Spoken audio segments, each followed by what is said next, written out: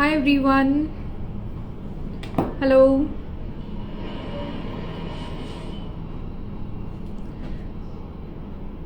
Thank you so much for joining, guys. Stay tuned. We'll be inviting our expert Dr. Sravya very soon. It's going to be about various things. Yes, we'll soon cover hair care as well. Thank you. Good evening.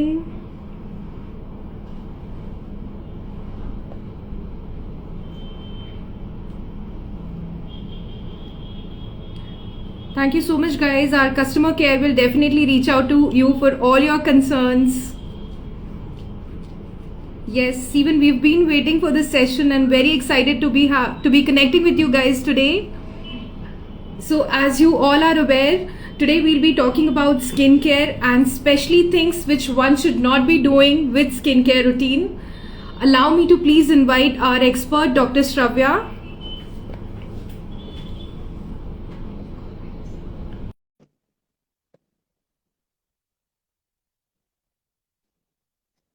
She'll soon be along with us.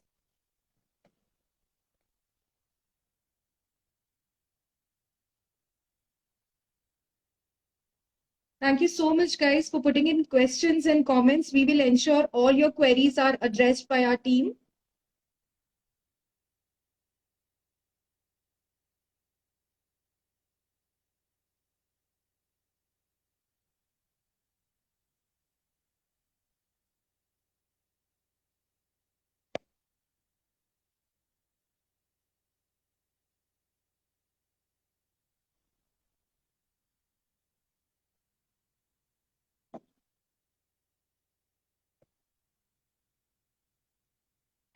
It's taking a little moment. Dr. Sravya will be with us very soon.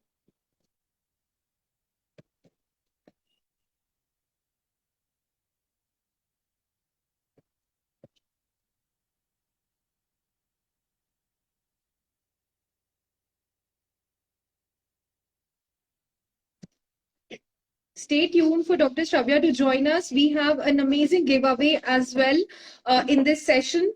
You just need to ask all your queries related to skincare, and the best question shall win something really amazing with us.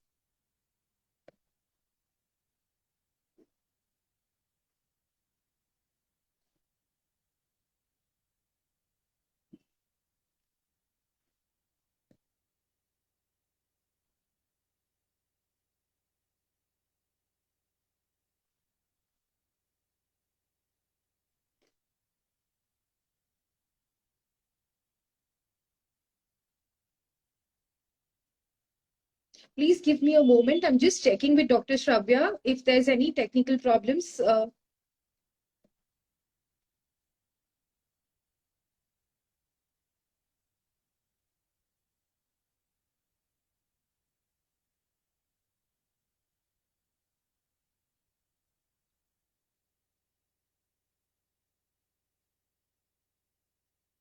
Hello, Isha. Thank you. Thank you so much for joining, guys. Stay tuned. Soon we'll begin the live session.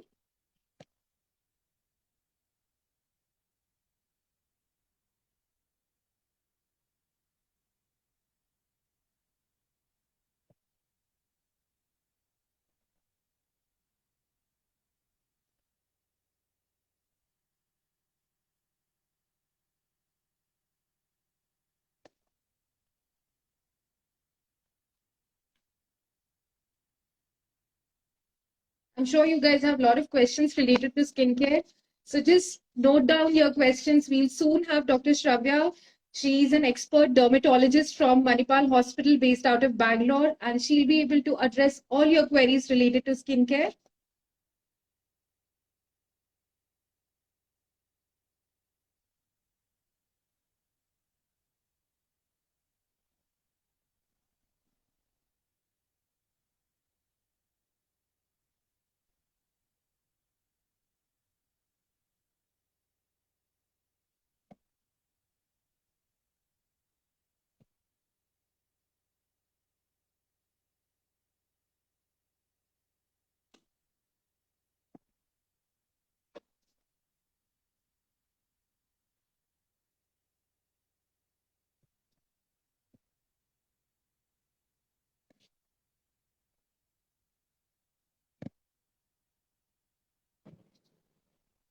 Hi, Yes, Raki. we How are have Dr. you? Sravya along with us. Hello, Dr. Sravya. Doing good. How are you doing?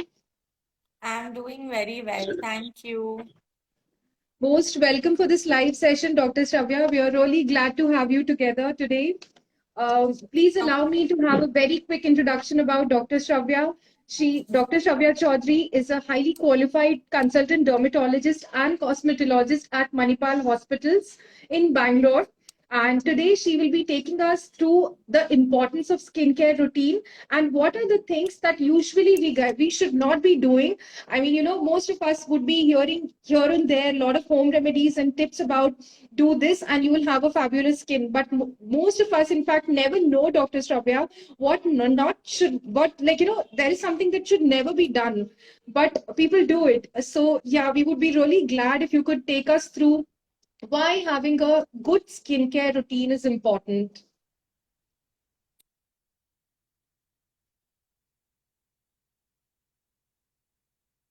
Hello, Dr. Stravya, am I audible to you?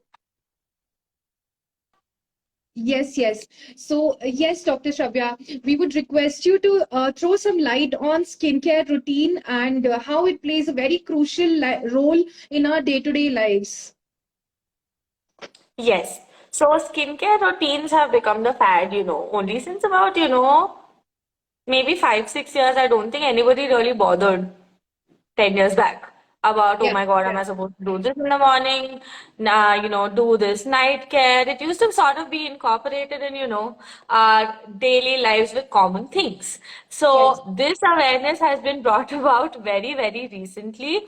And one of yes, the main reasons is people are way more aware, people are way more conscious, and a lot of emphasis has been put on the way you take care of yourself.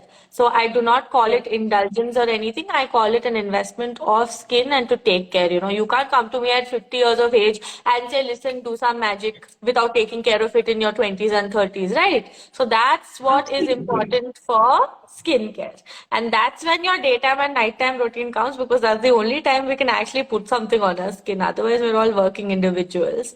So it is important to start certain molecules at a certain age for it to Yeah. show an efficient effect later on in life and also to Absolutely. I maintain good totally health. agree with you. In fact, you know what, Dr. Shravya, I would often feel after crossing the age of 30, most of us, specifically women, they would be like, what do I do to make my skin glow just like when I was 20? So that is something we often come across friends and family who would be complaining about it. But I strongly agree to your point that, we should be starting these molecules and certain steps to take care of our skin at a very early age. So my next question to you is, what age is that, a perfect time when a person should be beginning with her or his skincare? It varies. Like it could be a teenager starting a skincare routine for his or her acne. It could be Yeah. a toddler who's having atopic dermatitis or eczema. So Yes. every age group requires something. It's just that the requirement changes with age and with the type of skin or skin issue you have. It's not that you Yeah. can't put anything, even babies, all the parents are asking about moisturizers, right? So Yeah. when somebody is conscious about a skincare routine, mostly it's, in teenage, they start asking for Yes. it. And then in your Yes. 20s and 30s, you start switching to anti-aging. And of course, Yes. 40s and 50s includes other things. So an ideal Yeah. time, Rakhi, is anytime. But if you have normal skin, you've never had any issue, but you want to start taking just that little bit of extra care, then your teenage Yeah. to 20s is the right time to start certain things. And then, of course, I Yes. change it for my patients as they grow older, also, right? So Yes. we all age. We can't stop that, Absolutely. but Absolutely. That is only, we I think definitely that's don't the have to only do courage. constant. That's the only thing. Yes, yes, that's the only constant I believe, change. We change, we age, and I think accepting the age gracefully is what matters. However, taking care of skin gives us that confidence to accept our age gracefully. My next question to you is, Dr. Stravya, I wanted to know, because most of us, being a skincare brand, we also come across people who want to know what is that. like it's one step or two step or three step that we should be taking to begin our skincare. People are aware of CTMs, but people are not maybe aware what is the first step, what is how we should be using a particular product. So if you could highlight a little bit about what is that step a person should use, especially if they are beginning their skincare journey. So CTM के बीच में only the toning is an option. You obviously Yeah. have to cleanse your skin every single day, whether it's a soap or a face wash. Yeah. You have to see what you're cleansing your skin with. So this is an essential part of the skincare routine. You can't skip it. You'll end up with other problems when you're not cleansing your skin and cleansing your pores. Yeah. Moisturizing also, depending on what type of skin you have, you can change the type of moisturizer you're using, but your skin definitely needs moisturizer. It definitely needs a certain amount of hydration. Oily Yeah. skin requires less, dry skin requires more. It's only a combination of, what you require. Toning is a choice. I don't say it's compulsory for anybody whatsoever. Yeah. Again, if they're insistent on a toner, it can be a hydrating toner or it can be an astringent action toner, which is for oily skin. So that Yes. also has to vary based on that. So cleansing and moisturizing is compulsory, Raki. Toning is a choice. People can survive without toning. It's not compulsory. But then, Okay. having an antioxidant at a certain age, having a retinol at a certain age, all of that is more advanced treatment. Yes, yes, totally understand. So even a beginner, like, for example, a teenager could also go ahead with toners and all. They could use it for their skin. Yes, definitely. So cleansing, toning, and moisturizing is something that anybody can do. It's Yeah. just the type of face wash, the type of moisturizer, and the category of toner that you use that Yes. will make a difference to you. Like for example, a hydrating toner is for very, dry skin. But if you Yeah. put that toner on oily acne prone skin, it's just going to make it worse. Because you already Yeah. have so much oil. Why will you hydrate it more? It's common sense. So, same Absolutely. way, a thick moisturizer or a creamy oily formulation is going to make acne prone skin worse. You need to use a gel based, non comedogenic moisturizer on acne Okay. prone skin, which is usually there in a lot of people. Combination, even I have acne prone combination skin. A face Okay. wash again will vary depend on your skin type. Dry skin requires a hydrating face wash, maybe without glycolic or salicylic acid, Yes. But acne prone skin, I start only with those molecules because I'm trying to drain out the oil. It's all about logic and combination. So Absolutely. that's it. And I think that's what, in fact, we also wanted to highlight in this session, wherein we wanted to create awareness amongst the users. What are those combinations? What you should be doing, what you should not be doing about your skincare routine is like very crucial. Like with so much, like, abundance of products that are available in the market, a customer, I believe, is spoiled for choices and they really need to be aware as to what they should use. So I wanted to dig a little deeper into ingredients, Dr. Shravya. What are those ingredients a person can begin with safely? So, for example, if I'm looking at a person at the age of 18 or 20, what is that ingredient they could begin with? And similarly, once that person crosses next another 5 years, so for example, 25-year-old, then 30-year-old, and then 35 plus, what are those ingredients, if you could help us understand age wise, that a person can introduce in the skincare? So let's divide it very easily here. We'll do teenage and Sure. 20s and 30s and above 40. Yes, Okay, so absolutely. teenage, their best friends are salicylic acid, glycolic acid, mandelic acid, all the AHAs and BHAs. So alpha Okay. hydroxy acid and beta hydroxy acids, guys, whoever is watching, they're just fancy terms for molecules, that we use in our creams and face washes. It Yeah. should be important because you should know what you use in your teenage. Inevitably, except a very few exceptions, everybody has oily skin, Yes. oily small bumps, little bit of acne, dandruff. Everything is to do with more oil, puberty, and hormones. Correct? Yeah. So you have to drain oil. Always remember, your face is more oily than your body. Face is always oily, body is always dry. That's why Yeah. you use different products for the face, different products for the body. You can't mix it up. So for the Yeah. face, in teenage, your best friends are, salicylic, glycolic, and all that through mandelic to sort of cleanse it out. Yeah. To apply as a serum, I give salicylic acid gels also. I give Mhm. vitamin C, provided it's not causing them acne. Vitamin C causes acne in a lot of people. I end up seeing the Okay. patients. Nobody talks about it. You should know if it agrees with you or it doesn't agree with you. For Yes. brightening and tan removal, because I go play out sports and everything, niacinamide is good.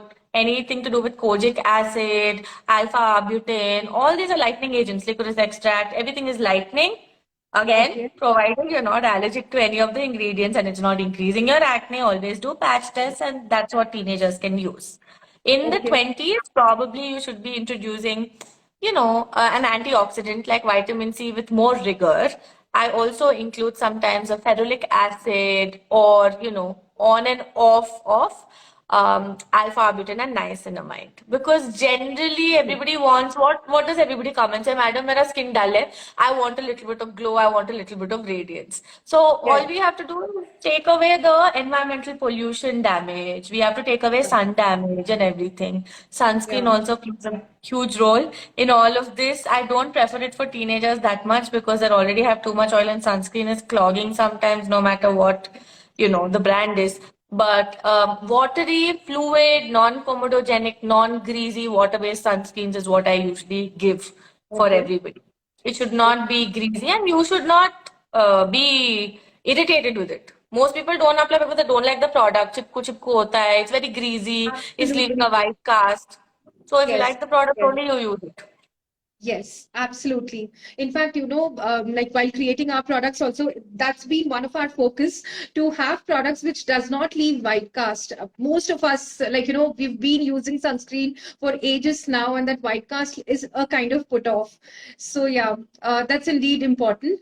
Now coming to the age 30s, what is that a person in the age group of 30 could use to not exactly get rid of the aging signs, but at least prevent skin from aging very rapidly?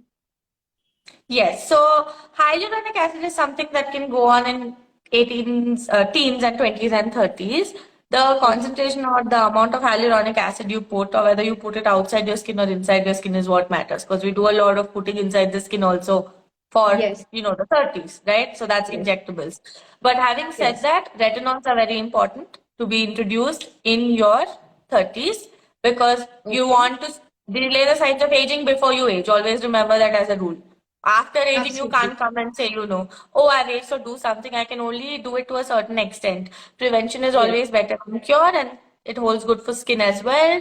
So retinols in different percentages slowly to be introduced. If you put a very high retinol on your skin also, people will start, reacting to it. It's called retinoid dermatitis. So they'll have redness, burning, itching, flaking, a very horrible reaction. So it's very wise to go to your dermatologist, get a certain percentage of retinol first, and then gradually wean your skin onto it. These instructions are very important. The product might be good, but the patient screws up because the instructions are not good. Okay, so then it doesn't mean it's a bad product, it's the way you use it. So I give it with a page full of instructions of how you have to do a patch test, how you have to do less frequency, less duration or short contact in the beginning. Matlab ek hafta mein, you just use twice a week or thrice a week in the beginning, only for 2-3 hours in the evening first. Then you wash off and you sleep. Then second or third week onwards, you can start putting it for a longer duration or overnight eventually, provided your skin is okay with it. If it's not, then you have to go back to something else or reduce the frequency. So all these instructions that we give are of utmost importance because that depends on how the product works for you without ruining your skin. Absolutely, absolutely. So now, since you mentioned that, retinol should be used in evening, you said that. So what about hyaluronic acids, and can we combine hyaluronic and retinol together? Like if you could just bifurcate this as for daytime routine, skincare routine, and nighttime routine, and what are the best suitable ingredients for both the routines? Okay, so hyaluronic acid, let's get this straight, is a moisturizing, hydrating agent. This is point number one. Hence, it doesn't have a time sensitivity to it. So you can put it morning, afternoon, night. Whenever you wash your face, you put it. Whenever you feel dry, you put it on. Doesn't matter. It is also more important when you're using a retinol because number one, you use retinol only in the night. It is light sensitive. It causes sun sensitivity and skin sensitivity if you put it in the day. Never put it during the day. Okay? So you put it at night, and the way retinol works is it also causes a little flaking while anti-aging you. So you definitely have to use a little more moisturizer when you're using a retinol, and the patient themselves will know. They'll say that, my skin is drying out more, so you have to put in more. So hyaluronic acid doesn't have a timing. It can go in your morning and night routine. Retinol definitely only in your night routine. Okay. So what is, since you were talking about the molecule size as well, what is that molecule which is perfect to be used and have better impact on your skin in case of hyaluronic acid, and again in case of retinol, what is that molecule size or the percentage we should ensure that our product has? So for the molecule size, that term applies only to hyaluronic acid. For retinol, the term used is percentage. For Yes. hyaluronic acid, anything between 5 to 6 kilodalton, which is KDA, is Yeah. easily absorbed into the skin and doesn't Yeah. cause too much of an issue. It also has to get absorbed. It can't just be sitting on the, surface and not do anything. So that's why Understand. the size of the molecule is important, and that's usually what we prescribe or prefer. Yeah. And Yeah. as far as retinol is concerned, there's a host of percentages. It can start from 0.025 to 0.05 to 0.1 to 0.4. So there's a lot of percentages. So Yeah. I really base it after my consultation on what type your skin is, how Yeah. old you are, what Yeah. other issues does your skin have, and what Yeah. your lifestyle is. It has to be based Understand. on all this. You can't just, self-prescribe and say, ha, I'll try with this and then have a reaction. Raki, I end up seeing all the patients with reactions, yeah, who are self-prescribing from the internet. Absolutely. And I'm sure So since they poor do not thing. even know the percentage they should be using of the product. And as you rightly said, that there is a routine a person should follow, maybe using a retinol with a smaller percentage to begin with if they are using it for the first time, and maybe then going on to the pro version of a product. Always. You just ask them Yeah. and then they'll prescribe the retinol. Use it, it's not bad, but how to use it, instructions, what percentage, are you going to get pregnant, are you planning, are you lactating? All of Okay. those have to be taken into consideration. So one more thing that people don't know, there's so much hype about retinol, you cannot use it if you're trying to have a kid. You Oh, cannot use it if you're pregnant. You cannot use it if you're lactating. Yes, it's only small percentages, but how do we know it's not getting absorbed and causing any fetal, this thing? So that's one thing. absolutely. As a rule, it's, written everywhere. Any retinoid is a contraindicated in breastfeeding, lactation, and pregnancy, right? And so is Understand. salicylic acid. You can't use salicylic acid also when you're pregnant. So that Yeah. DHA also. So all these things patients have to be informed about, that Yeah. these molecules you use all throughout your life, no problem. Don't use Yes. it when you are pregnant or breastfeeding. It's very important. Understand. Now, like you were talking about the sunscreens, Dr. Shravya, I mean, they are also one of the key ingredients, that key product. In fact, everybody should be using it. And most of the times, in fact, even I've heard doctors say that use a sunscreen even if you're sitting at home. So I would like to know a little bit about, like, are there any do's and don'ts related to sunscreen? Dude, nobody ever used to put so much sunscreen 5 years back, Yaraki. I only never used to I put. know, I know, I know. Having I mean, said like, that, people have started yeah, using it now all the more because of the awareness, maybe, and how it's causing damage and whatever, like, information available on the web. So I think that's the reason. But I mean, coming back to the question, like, are there any do's and don'ts that we should be following? so let me be very honest with everybody Yeah, here. We are yeah, all Indians, at least whoever is watching. We are yes, brown skinned. We have yes, enough melanin to protect us from the most harmful radiation. yeah, That's why we are brown skin. We should be lucky. The yeah, white people, which is considered as type 1, type 2, the foreigners, they are prone to skin cancer. We are not. It's a very low percentage. We are, but very low. So yeah, this thing of, oh my God, if you don't put a sunscreen morning, afternoon, evening is false. Okay, you yes, can live without a sunscreen. It's yeah, good, but you can live without it. Having yeah, applied it every time of the day, you can't. I'll tell you what's yeah, happening. People are yeah, going on putting it again and again, 2, 3 times a day because of misinformation. They're yeah, breaking out with acne, they are getting pimples, they're getting oily skin, and all of that. Okay? yes, yes, It's not completely true that you have to have it on all the time. Okay? absolutely. Yes, please incorporate it into your skincare routine, provided your skin is okay with it and you don't have underlying acne issues. Number Okay, two, choose a sunscreen wisely. Okay, yeah, don't use a greasy sunscreen if you have acne. Don't use a fluidy, watery sunscreen if you have dry skin. Number okay, three, you have to definitely use it if you're going to a beach, for example, if you're going skiing, if you're going to a high altitude place, you are traveling by car. It is very important. But are Yeah. you having to put it every single day if you're at home, if it's not agreeing with you? No, don't do it. Let your skin breathe. The Yeah. pores also need to breathe a little bit. You don't have to have, 100 things slathered on all the time. You have a morning Yes. routine, night routine enough. You don't have to go on putting 100 things throughout the day. Okay, Absolutely. minimalism is also Absolutely. very fine for skin. I don't believe in, see, blue light and everything that we get from the screens is there. But there Yeah. are other gels to provide for blue light defense. A Yeah. sunscreen ultimately, if you're using a chemical sunscreen, it ultimately causes a little bit of clogging. So either you Yeah. wash it off after 2, 3 hours because it's not working anyway. After 3 hours, you have to re-apply it, right? Sunscreens have Yeah. a Yeah. efficiency timing. There's a Yes. limit. It works for like 3, 4 hours max. So there's no Yes. point in having it on. So do's and don'ts with sunscreen are this. Use it at the right time for the right reasons. Don't overdo it because it will cause other problems. Okay, there's no Yes. harm in applying a sunscreen, but it's not compulsory for Indian skin like throughout the day. Sometimes it's okay. Absolutely. Absolutely. That was really interesting. Because I'm sure all of us, in fact, I believe that we are always worried about going into the skin. Oh, I'll get a tan, I'll get this, I'll become black. So that's one of the concerns most of us will often face. So that's really insightful, in fact, Dr. Shravya, about Body sunscreen. you can apply every day, yeah, every time. Body you can apply. I'm talking Yes. about face, be like cautious with Only it. yeah, yeah. Understand. Last but not least, I would request you to sum up, if there are any major do's and don'ts combination of ingredients that we should use or we should not use.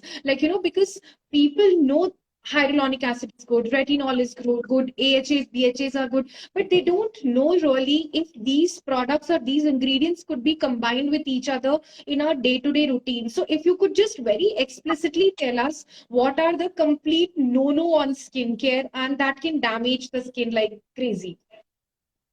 So the biggest no-nos for skincare are combining two strong BHAs or two very strong AHAs. Always it's preferred to combine one AHA with one BHA or there's PHAs also, right? Polyhydroxy acids, which are a little milder. So I prefer polyhydroxy acids in combination as opposed to, one BHA and AHA and things like that.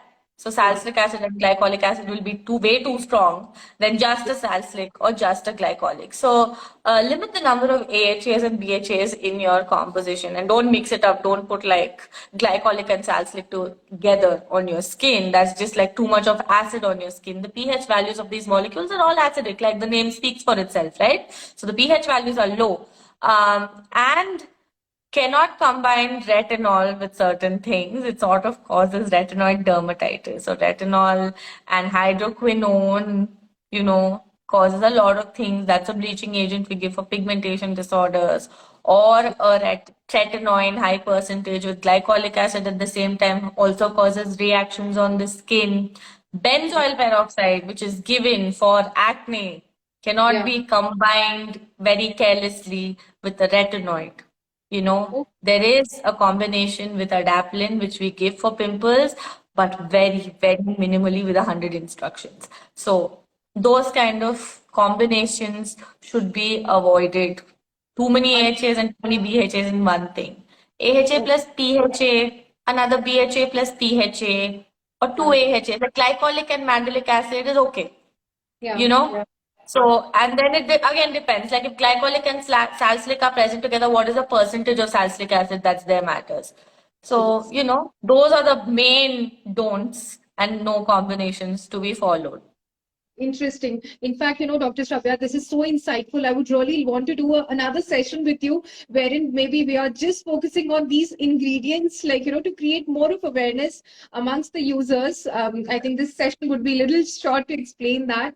Now, Dr. Shravya, I would like to ask you a few questions that we have got from our users. To begin with serum or acids are not to be used with retinol and sunscreen. You can use anything with sunscreen. With retinol, you can't use like a hydroquinone serum. You can use retinol with like a vitamin C. You can use retinol with hyaluronic acid. You can use retinol with like a niacinamide. Yeah. Don't combine retinol with like salicylic acid serums. Understand, You know. understand. or a glycolic acid cream. So this may It's cause a very bout of, rare. It's very rare that your skin will tolerate it. Start peeling off. yeah. I mean, Sunscreen you can combine anything with. It's fine. okay. That's great. So So the next, you're obviously not going to put, sunscreen at night. And retinol yeah, has to be put only at night. yes, But yes, sunscreen becomes compulsory if you're using retinol at night because it makes your skin that much more sensitive to the sun. yeah. So it So should be there in your routine, but you're not going to apply both of those at once. absolutely. So you mean to say that if you are using a retinol at the night, next day in the morning, you should use a sunscreen before stepping out because your skin is so sensitive that time. If you have that much of sun exposure, if you're just working from home and sitting at home and you're using a low percentage of retinol, it should be fine without sunscreen also. Great. Dr. Shravya, my next question is for sensitive skin. A user wants to know best ingredient to use or any ingredients that they should avoid if they have super sensitive skin. Retinol and hydroquinone and salicylic acid. Okay, they should be avoided, is it? Avoid it as in you should wean them onto your skin if you need it or not. If it's very sensitive, stick to the polyhydroxy acids or mild ones like mandelic acid. Yeah, It's almond extract. So, lighter percentages or a lower percentage of glycolic acid, like salicylic acid would be really harsh. yes. So, That's interesting. Last question, Dr. Shravya, over here is, should we change our moisturizer with changing weather? of course, I O- always give it to my patients. This is for winter, this is for summer. This is for Okay. your oily skin, this is for your dry skin. So, our skin is never the same throughout our life. It's Yeah. never the same throughout the year. It's a simple rule. If people understand this, then they'll know why we need different products throughout the year. Especially people in very cold, like Jammu and Kashmir, for example, it's either very hot or very cold, Rajasthan, etc. So you need to have non-comedogenic, water-based, gel-based stuff in your summers and sweaty and humid times. In Yes. winters, you need to use ceramide infused moisturizers, extra hyaluronic acid based creams. So you switch from gels to creams. Also, it's very important, the formulations are very important. Everybody thinks ointment, cream, lotion, gel, serum, everything is the same. Yeah, it's not. Obviously, we are formulating different things for different types. So people need to know which one to use also. Yes. Yeah, winters we do need a little bit more of oil content so that the skin is not that dry. That's interesting. Great. So it was really great to connect with you. That was about it in this session, Dr. Shravya. As I said, we would love to do another session with you, which is more focused towards ingredients and maybe a comparison between two sets of ingredients to create more of awareness. So thank you so much from all of us, Dr. Shravya. Looking forward to doing another session with you soon. And thank you everyone who joined us for this live session. Thank you, Yes, guys. thank you so much for being a lovely host, Raki, and thank you, Thrive, and everybody who's attended. We'll definitely do one more. I think if you guys want something specific to be spoken about or something else that you want addressed, do leave it in the comments of the live session and we'll probably answer it or have another live. It's easier to talk about it. Okay? Like discussing, we've got quite a lot of comments around hair care as well. So maybe let's plan another session on hair care. I think we should do a hair one. With your beautiful, gorgeous dresses, we should do that. We should do it. Everybody seems to be losing hair these days. We should just definitely do a hair session. Yes. The COVID season has caused greater bad impacts, in fact. So definitely we shall plan this soon. Thank you so much again. Thank you, guys. Thank you, Bye. guys. Bye.